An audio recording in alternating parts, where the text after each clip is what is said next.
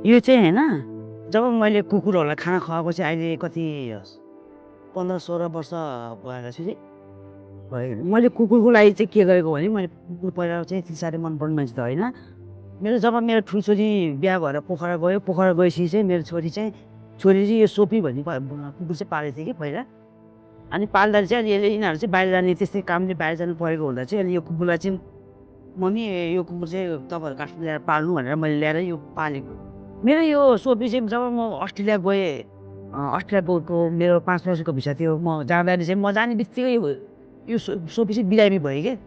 अनि छोरी र बुढाले के भने नि एकदम सोपी बिरामी भएको छ, तिमी सुन्दै आऊ, भात चाहिँ खाएन 4-5 दिन भइसक्यो, नखाइ छातमा छटपटेर हिँडेँ तिमीलाई खोजा गरे भने।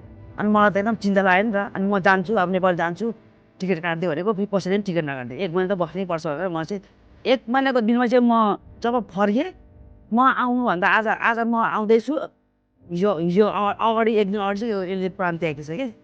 त्यो सोपीलाई चाहिँ मेरो कम्पाउन्डमा गाडी राख, म मेरो सोपीको त्यस्तै जस्तो सोपी मेरो सोपी गुल्छ म त्यस्तै मूर्ति बनाउँछु भनेर मैले चाहिँ यो मूर्ति बनाएको हो कि। यो मूर्ति बनाउँदा मैले अनि यहीँ गाडेँ, यसको मूर्ति यहीँ बनाएँ मैले होइन। अनि यसको मायाले गर्दा म चाहिँ अहिले चाहिँ कहीँ पनि जान्न।